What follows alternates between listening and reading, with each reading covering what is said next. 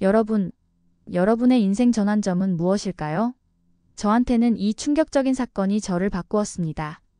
제가 평생 믿어왔던 세상이 완전히 뒤바뀐. 처음엔 단순한 기술 유출 수사로 시작됐습니다. 하지만 그 끝엔 미국 정보기관 내부의 추악한 진실, 그리고 제가 무시했던 한나라, 대한민국의 놀라운 진짜 얼굴이 기다리고 있었죠. 그 사건은 저를 180도 바꿨습니다. 그리고 오늘 여러분께 그 진실을 처음으로 공개하려 합니다. 안녕하세요, 여러분. 저는 에밀리 칼라일입니다. 46살, 전직 CIA 출신이고 현재는 미 연방기술감찰국에서 특별조사관으로 일하고 있어요. 처음엔 단순한 기술 유출 수사였는데 결국 미국 정보기관 내부의 추악한 진실과 한국이라는 나라에 대한 제 편견을 완전히 뒤바꾼 경험이었죠. 사실 그때까지만 해도 저는 아시아 국가들을 그냥 미국 기술을 따라하는 곳 정도로 생각했어요. 얼마나 무지했는지 지금 생각하면 부끄럽습니다. 이 모든 일이 시작된 건 2024년 가을이었어요. 그날 아침 저는 평소처럼 워싱턴 근교 집에서 출근 준비를 하고 있었는데 휴대폰이 울렸습니다. 상사인 톰슨 부국장이었죠. 톰슨 부국장의 목소리가 심상치 않았어요. 긴급히 본부로 오라는 거였습니다. 뭔가 큰일이 벌어진 게 분명했죠. 본부에 도착하자마자 저는 브리핑룸으로 불려갔어요. 그곳엔 이미 여러 부서 간부들이 모여 있었고 모두들 굳은 표정이었습니다. 스크린에는 분류 표시가 붙은 기밀 문서가 떠 있었어요. 톰슨 부국장이 말했습니다. 미국의 최첨단 양자 보안 기술이 외부로 유출된 정황이 포착되었다고요. 그런데 문제는 그 기술과 92% 이상 일치하는 시스템이 한국에서 발견되었다는 거였어요. 저는 처음엔 믿을 수 없었습니다. 양자 보안 기술이라는 건 미국이 10년 넘게 극비리에 개발해온 차세대 암호화 시스템이에요. 이론적으로는 해킹이 불가능한 완벽한 보안 체계죠. 그런 기술이 어떻게 한국에 있을 수 있겠어요? 하지만 증거 자료들을 보니 의심의 여지가 없었어요. 알고리즘 구조, 암호화 방식, 심지어 코드 패턴까지 거의 동일했습니다. 회의실 안 모든 사람들이 충격에 빠졌죠. 그때 정보기술국장인 리처드 헤이든이 일어서서 말했어요. 이건 명백한 기술 절도라고, 한국이 우리 기술을 몰래 훔쳐간 게 틀림없다고 말이죠. 그의 목소리엔 분노가 가득했습니다. 하지만 저는 뭔가 이상했어요. 직감적으로 말이 안 된다고 생각했습니다. 한국이 정말 그런 일을 할까요? 더구나 이렇게 완벽하게 복제할 기술력이 있다면 애초에 훔칠 필요가 있었을까 싶었거든요. 톰슨 부국장이 저를 조사 책임자로 임명했어요. 이 사건의 진상을 밝혀내라는 거였습니다. 저는 받아들였지만 마음 한편으론 회의적이었어요. 뭔가 놓치고 있는 게 있다는 느낌이 들었거든요. 그런데 진짜 충격적인 건 그 다음이었어요. 이 사건과 관련해서 한 사람이 용의자로 지목된 거예요. 바로 제 20년 지기 동료인 브라이언 리였습니다. 브라이언 리는 한국계 미국인이에요. MIT에서 박사학위를 받고 우리 기관에서 15년간 일해온 정말 훌륭한 과학자죠. 저와는 같은 시기에 들어와서 지금까지 함께 수많은 사건을 해결해온 사이였어요. 그런 브라이언이 기술 유출 혐의를 받게 된 거예요. 이유는 간단했습니다. 그가 한국계라는 것, 그리고 양자보안 프로젝트에 참여했다는 것. 그게 전부였어요. 저는 화가 났습니다. 브라이언만큼 미국에 충성스러운 사람을 본 적이 없어요.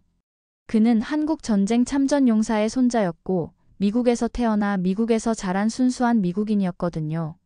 하지만 기관 내부 분위기는 이미 돌아선 상태였어요. 특히 리처드 헤이든 국장은 대놓고 브라이언을 의심한다고 말했습니다. 동양인이라는 이유 하나만으로 말이죠. 리처드와 제가 처음으로 정면 충돌한 건 그때였어요. 저는 참을 수 없었습니다. 증거도 없이 사람을 인종으로만 판단한다니요. 이혼 후 혼자 살면서 인간관계에 조금 냉정해진 편이지만 정의롭지 못한 일만큼은 참을 수 없었거든요. 집에 돌아와서 딸 제시카와 통화했어요. 제시카는 MIT에서 박사과정을 밟고 있는데 저보다도 더 냉철한 아이예요. 제시카가 말했습니다.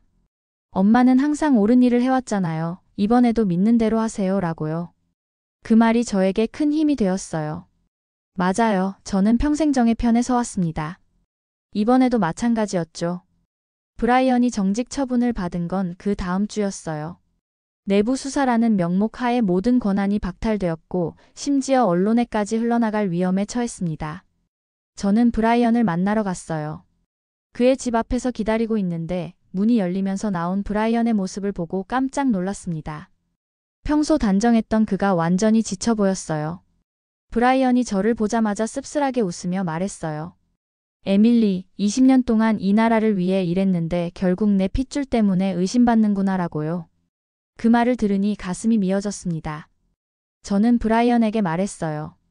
내가 반드시 진실을 밝혀내겠다고, 절대 포기하지 않겠다고요. 하지만 브라이언은 고개를 저었습니다. 이미 결론은 정해진 것 같다면서 말이죠. 다음날 출근해서 보니 분위기가 더 험악해져 있었어요. 리처드 헤이든 국장은 아예 브라이언을 범인으로 확정하고 수사를 진행하고 있었습니다. 증거 수집보다는 브라이언의 죄를 입증하는 데만 집중하고 있었어요. 저는 리처드 국장실로 찾아갔습니다. 이건 공정하지 못한 수사라고, 선입견에 사로잡혀서는 안 된다고 말했어요. 하지만 리처드의 반응은 차가웠습니다. 리처드가 말했어요. 에밀리, 당신도 그 편인가요?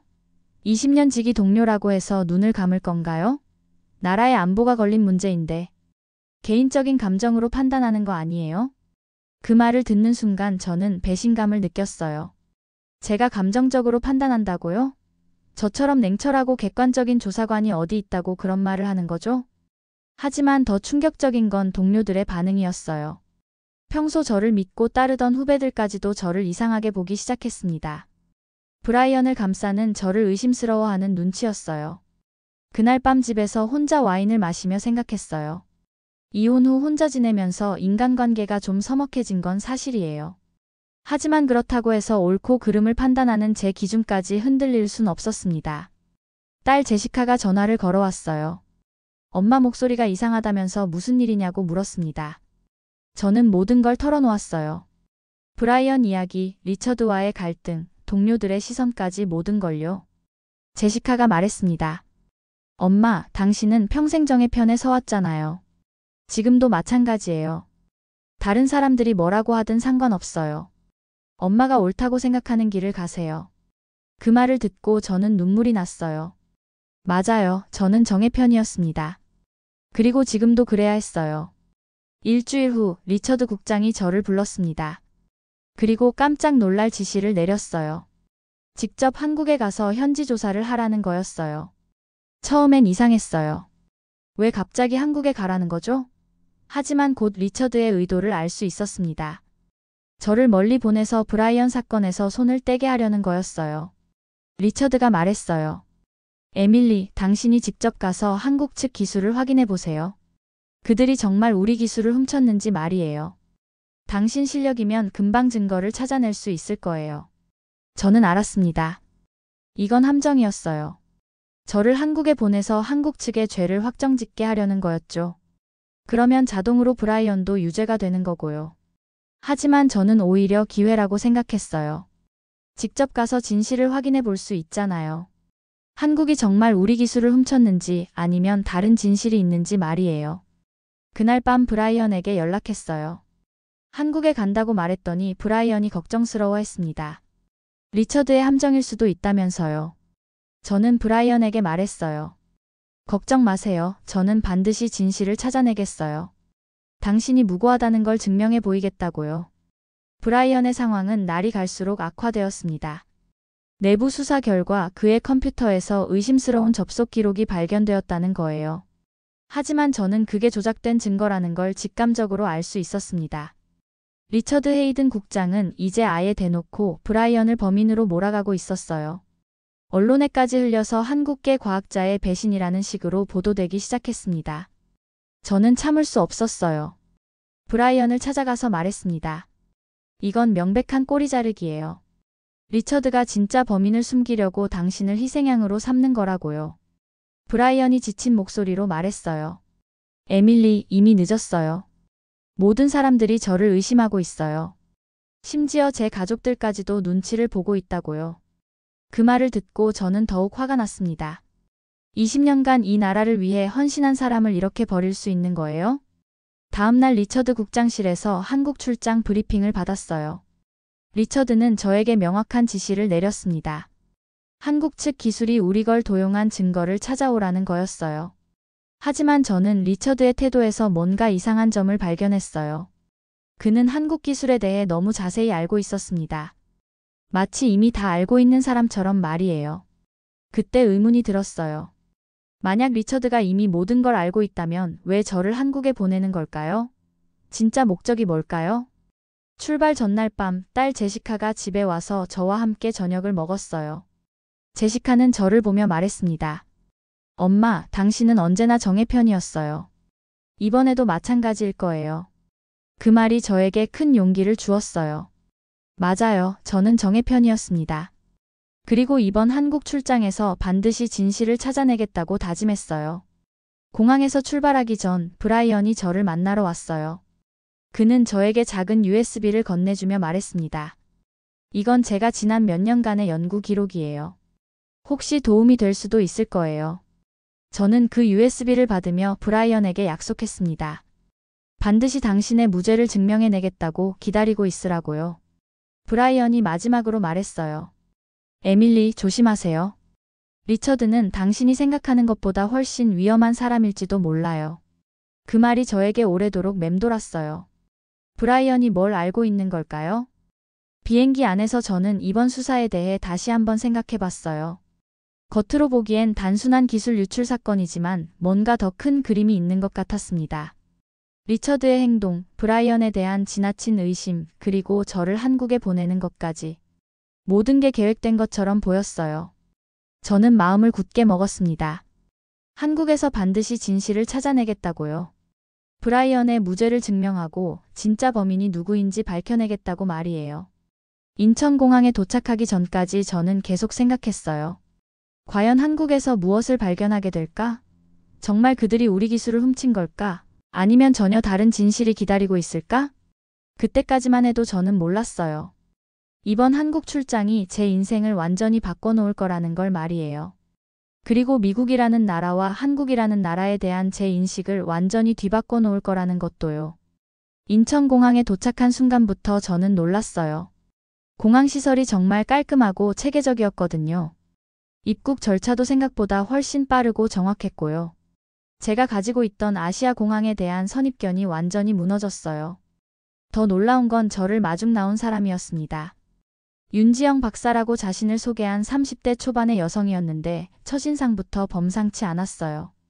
영어도 완벽했고 무엇보다 자신감 넘치는 모습이 인상적이었습니다. 윤지영 박사가 저를 차에 태우며 말했어요. 칼라일 조사관님, 한국에 오신 걸 환영합니다. 저는 정부과학기술정보통신부에서 AI와 양자 컴퓨팅을 담당하고 있어요. 이번 조사에 최대한 협조하겠습니다. 차에서 바라본 서울의 풍경은 제 상상을 완전히 뛰어넘었어요. 고층 빌딩들이 질서정연하게 서 있고 도로도 잘 정비되어 있었습니다. 이게 정말 제가 무시하던 동양 국가가 맞나 싶었어요. 윤지영 박사가 저의 놀란 표정을 보고 웃으며 말했어요. 많이 다르죠? 외국 분들이 처음 오시면 다들 그런 반응을 보이세요. 한국에 대한 선입견과 현실이 너무 다르다고요. 저는 솔직히 부끄러웠어요. 제가 얼마나 편견에 사로잡혀 있었는지 깨달았거든요.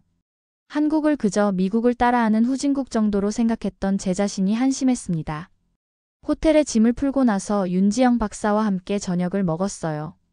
그때 윤지영 박사가 자신의 경력을 말해주었는데 정말 놀라웠습니다. 카이스트에서 박사학위를 받고 실리콘밸리에서 5년간 일한 후 한국으로 돌아왔다는 거예요. 윤지영 박사가 말했어요.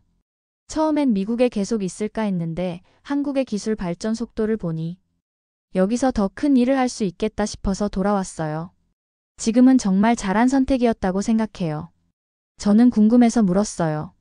한국의 기술 수준이 정말 그렇게 높나요? 윤지영 박사가 자신 있게 대답했습니다. 내일 연구소에 가시면 직접 보실 수 있을 거예요. 아마 깜짝 놀라실걸요? 그날 밤 호텔에서 저는 리처드 국장에게 보고했어요. 한국에 도착했고 내일부터 본격적인 조사를 시작한다고요. 리처드는 빨리 증거를 찾아서 돌아오라고 재촉했습니다. 하지만 저는 이미 뭔가 이상하다는 걸 느끼고 있었어요. 윤지영 박사의 자신감, 그리고 제가 본 한국의 모습들. 모든 게 제가 예상했던 것과 달랐거든요. 다음 날 아침 윤지영 박사와 함께 판교로 향했어요. 판교는 한국의 실리콘밸리라고 불리는 곳이라고 하더군요. 차장 밖으로 보이는 현대적인 빌딩들을 보며 저는 또 한 번 놀랐습니다. 윤지영 박사가 말했어요. 여기 판교에는 한국의 주요 IT 기업들이 모여 있어요. 네이버, 카카오, NC소프트 같은 회사들이요. 그리고 많은 스타트업들도 여기서 시작되었고요. 저는 점점 더 궁금해졌어요. 과연 이런 한국이 정말 미국 기술을 훔칠 필요가 있었을까? 오히려 반대가 아닐까 하는 생각까지 들었습니다. 연구소에 도착해서 윤지영 박사의 연구실을 보는 순간 저는 완전히 충격을 받았어요. 최첨단 양자 컴퓨터들이 질비하게 서 있었고 연구원들이 분주히 작업하고 있었습니다. 윤지영 박사가 자랑스럽게 말했어요. 이게 저희가 개발한 양자 암호화 시스템이에요. 지난 10년간 순수 국내 기술로 개발한 거예요. 세계 어디에도 뒤지지 않는 수준이라고 자부합니다. 그 순간 저는 깨달았어요. 이건 도둑질이 아니었어요. 한국은 자체적으로 이 모든 기술을 개발한 거였습니다.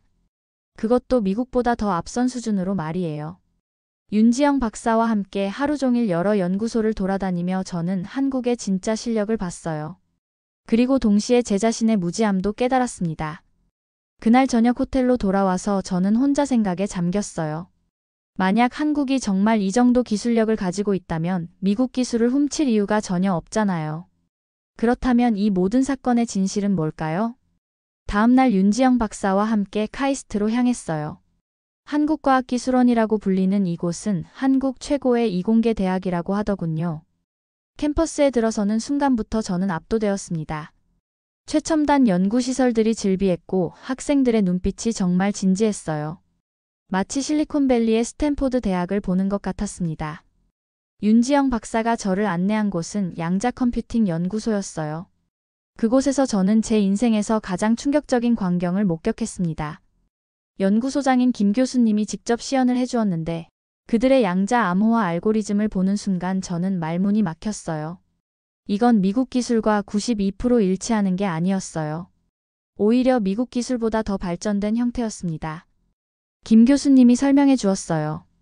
저희는 2014년부터 이 기술을 개발하기 시작했습니다. 처음엔 기초 연구 단계였지만 지난 10년간 꾸준히 발전시켜 왔어요. 작년에 드디어 상용화 단계에 접어들었고요. 저는 떨리는 목소리로 물었어요. 그럼 미국의 양자 보안 기술과 유사한 건 우연의 일치인가요? 김 교수님이 고개를 저었습니다. 우연이 아니에요. 같은 물리 법칙을 적용하다 보니 비슷한 결과가 나온 거죠. 하지만 저희 방식이 더 효율적이에요. 그 순간 저는 모든 걸 깨달았어요. 한국이 미국 기술을 훔친 게 아니라 오히려 더 뛰어난 기술을 독자적으로 개발한 거였어요. 그리고 미국이 그 사실을 알고 당황한 거였죠. 윤지영 박사가 저를 다른 연구실로 안내했어요. 그곳에서 저는 더욱 놀라운 사실을 발견했습니다. 벽에 걸린 특허증들을 보니 대부분이 2015년부터 2020년 사이에 등록된 것들이었어요. 미국이 이 기술을 개발하기 훨씬 전이었습니다. 김 교수님이 말했어요. 사실 저희는 몇 년 전부터 미국 쪽에서 이상한 접촉들이 있었어요. 기술 협력을 명목으로 우리 연구 내용을 알려고 하더군요. 당시엔 단순한 학술 교류인 줄 알았는데 그 말을 듣는 순간 저는 소름이 돋았어요.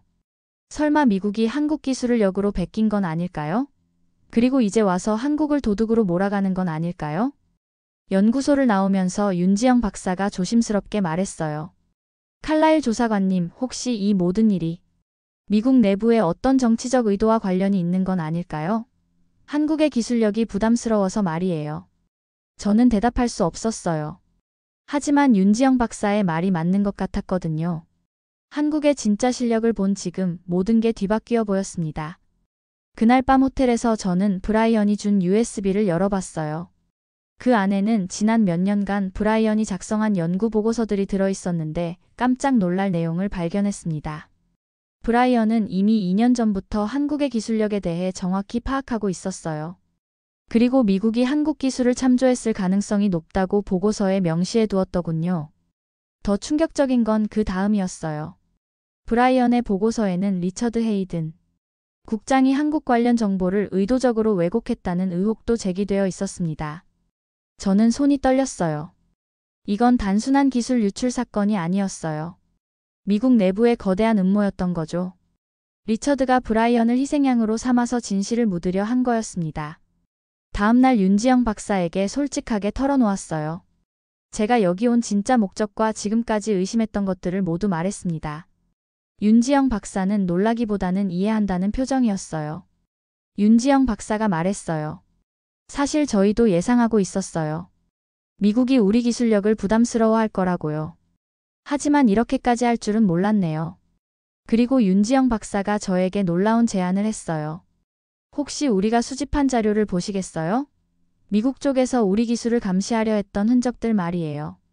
윤지영 박사가 보여준 자료들을 보고 저는 완전히 충격에 빠졌어요. 지난 3년간 미국 정보기관에서 한국의 양자 컴퓨팅 연구를 지속적으로 감시해왔다는 증거들이 가득했습니다. 더 끔찍한 건 그 감시 활동의 책임자가 바로 리처드 헤이든이었다는 사실이에요.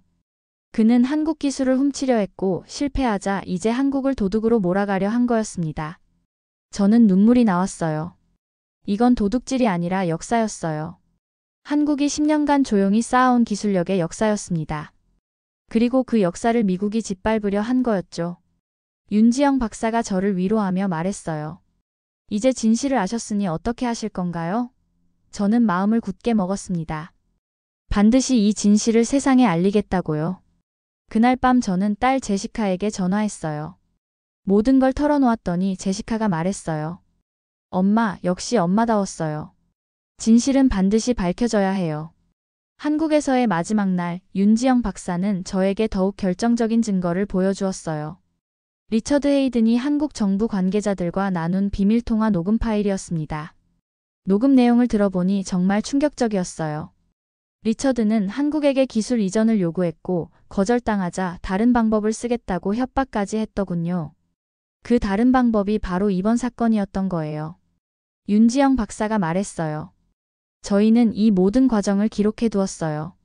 언젠가는 이런 일이 벌어질 거라고 예상했거든요. 미국의 일부 세력들이 우리를 견제하려 할 거라고요.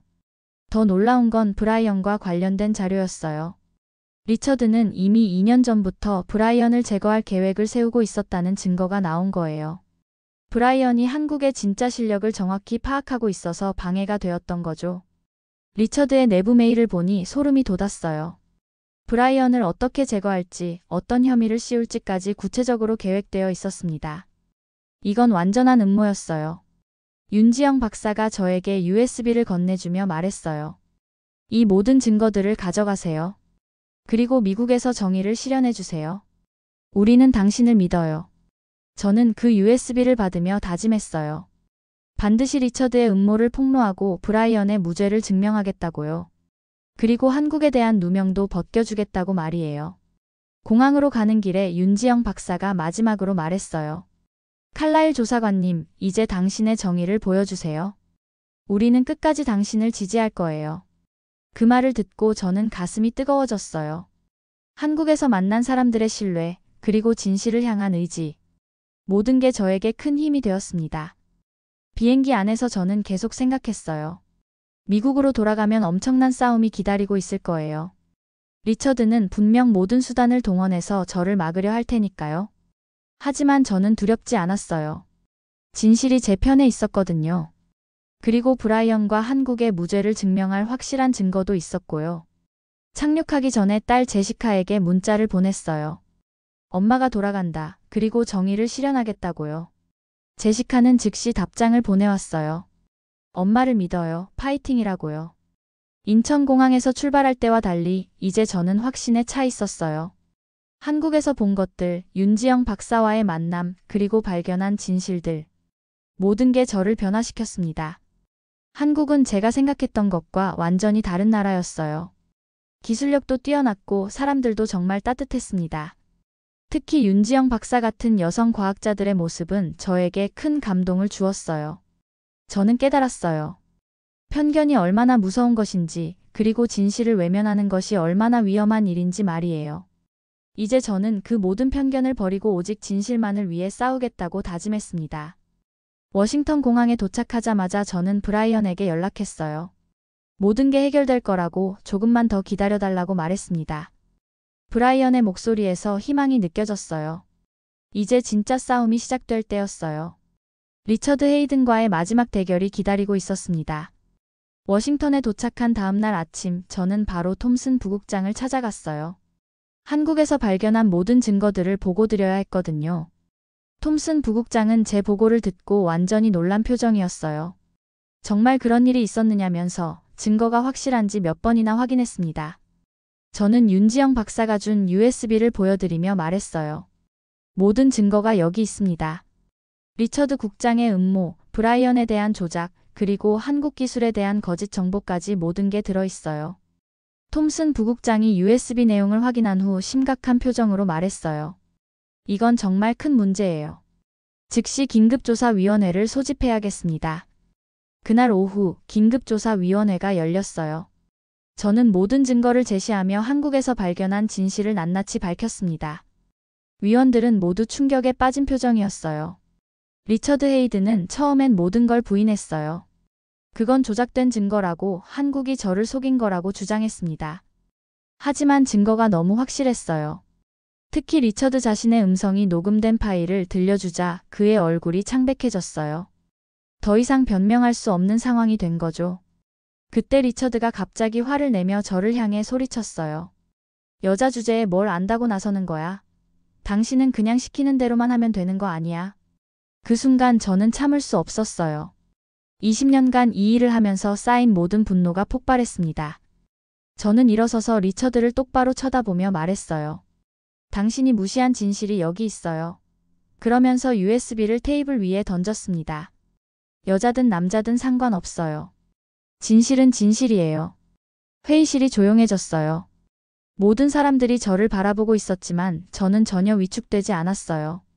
오히려 자신감이 넘쳤습니다. 톰슨 부국장이 엄숙한 목소리로 말했어요.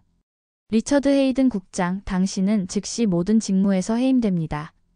그리고 관련 기관에 기소 의뢰할 예정입니다. 리처드는 마지막까지 억울하다고 소리쳤지만 아무도 들어주지 않았어요. 증거가 너무 명확했거든요. 회의가 끝난 후 저는 즉시 브라이언에게 연락했어요. 모든 게 해결되었다고, 이제 복직할 수 있다고 말했습니다. 브라이언의 목소리에서 안도감이 느껴졌어요. 브라이언이 말했어요. 에밀리, 정말 고마워요. 당신이 아니었다면 저는 영원히 누명을 쓰고 살았을 거예요. 저는 브라이언에게 말했어요. 우린 끝까지 버텨냈어요. 그날 밤 딸 제시카가 축하 전화를 걸어왔어요. 뉴스에서 봤다면서 정말 자랑스럽다고 말하더군요. 제시카의 목소리를 듣고 있으니 눈물이 났어요. 제시카가 말했어요. 엄마는 정말 진짜 영웅이에요. 저도 엄마처럼 정의로운 사람이 되고 싶어요. 그 말을 듣고 저는 이 모든 고생이 보람 있었다고 느꼈어요. 다음 날 아침 브라이언이 복직했어요. 동료들이 모두 나와서 그를 환영했고 공식적으로 명예도 회복되었습니다. 20년간 쌓아온 신뢰가 다시 돌아온 거죠. 저는 브라이언과 함께 커피를 마시며 말했어요. 이번 일로 정말 많은 걸 배웠어요. 편견이 얼마나 무서운 건지, 그리고 진실을 찾는 게 얼마나 중요한지 말이에요. 리처드 헤이든의 해임 소식은 곧 언론에 보도되었어요. 미국 정보기관 내부의 음모와 조작 사건으로 큰 파장을 일으켰습니다. 동시에 한국의 뛰어난 기술력도 공식적으로 인정받게 되었죠. 며칠 후 톰슨 부국장이 저를 불러서 말했어요. 에밀리, 이번 사건으로 미국과 한국 사이에 새로운 협력 프로그램을 만들기로 했습니다. 당신이 그 책임자를 맡아주시겠어요? 저는 기꺼이 받아들였어요. 한국에서 본 그들의 기술력과 윤지영 박사 같은 훌륭한 과학자들과 함께 일할 수 있다는 게 정말 기뻤거든요.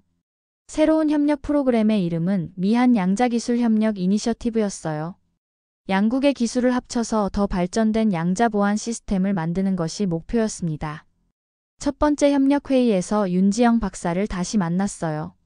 화상회의였지만 반가웠습니다. 윤지영 박사가 말했어요. 칼라일 조사관님 덕분에 진실이 밝혀졌어요. 이제 정말 좋은 협력을 할 수 있을 것 같아요. 저는 윤지영 박사에게 말했어요. 이번 일로 저도 많이 배웠어요. 편견 없이 서로를 이해하는 게 얼마나 중요한지 깨달았습니다. 앞으로 좋은 파트너가 되었으면 좋겠어요. 몇 주 후 브라이언이 새로운 프로젝트의 기술 책임자로 임명되었어요. 그동안의 억울함을 모두 씻어낼 수 있는 기회였죠. 브라이언은 정말 행복해했어요. 브라이언이 저에게 말했어요. 에밀리, 당신 덕분에 제 인생이 완전히 바뀌었어요. 이제 정말 의미 있는 일을 할 수 있게 되었어요. 저는 브라이언에게 말했어요. 우린 함께 버텨냈잖아요. 앞으로도 계속 좋은 동료로 지내요. 가장 감동적인 순간은 딸 제시카의 MIT 졸업식이었어요. 제시카가 졸업 연설에서 저를 소개하며 말했습니다. 제 어머니는 진짜 영웅이에요. 진실을 위해 끝까지 싸우는 용기 있는 여성입니다. 그 말을 듣고 저는 눈물을 참을 수 없었어요. 이혼 후 혼자서 딸을 키우며 많이 힘들었는데 이제 딸이 이렇게 자랑스러워해주니 모든 고생이 보람있었어요. 졸업식 후 제시카가 저에게 말했어요. 엄마, 저도 엄마처럼 정의로운 사람이 되고 싶어요. 그리고 편견 없이 세상을 바라보는 사람이 되고 싶어요. 지금 돌이켜보니 이 모든 일이 저에게는 정말 큰 선물이었어요. 한국이라는 나라에 대한 편견을 버리게 되었고 진정한 국제협력이 무엇인지 깨달았습니다. 무엇보다 진실은 반드시 승리한다는 걸 다시 한번 확인했어요. 아무리 권력자가 조작하고 왜곡하려 해도 결국 진실은 드러나게 되어 있어요. 현재 저는 윤지영 박사와 함께 새로운 양자 보안 기술을 개발하고 있어요. 두 나라의 기술이 합쳐지니 정말 놀라운 결과들이 나오고 있습니다. 이제 미국과 한국은 진정한 기술 파트너가 되었어요. 브라이언도 새로운 프로젝트에서 자신의 능력을 마음껏 발휘하고 있어요. 그의 얼굴에서 다시 자신감과 행복을 볼 수 있어서 정말 기뻐요. 여러분, 이 이야기를 통해 저는 여러분께 말씀드리고 싶어요. 편견은 정말 무서운 거예요. 진실을 가리고 무고한 사람들을 해치죠. 하지만 용기 있게 진실을 찾으려 노력한다면 결국 정의는 승리해요. 그리고 다른 나라, 다른 문화에 대한 선입견을 버리고 열린 마음으로 바라본다면 정말 많은 걸 배울 수 있어요. 한국에서의 경험이 저에게 그걸 가르쳐 주었습니다. 지금도 저는 매일 윤지영 박사와 화상회의를 하며 함께 연구하고 있어요. 서로 다른 배경을 가진 두 여성이 만나서 이렇게 좋은 협력을 하고 있다는 게 정말 의미 있다고 생각해요. 진실은 절대 무너지지 않아요. 아무리 어려운 상황이라도 정의를 위해 끝까지 싸운다면 반드시 승리할 수 있어요. 저의 이야기가 여러분에게도 용기와 희망을 드릴 수 있기를 바랍니다.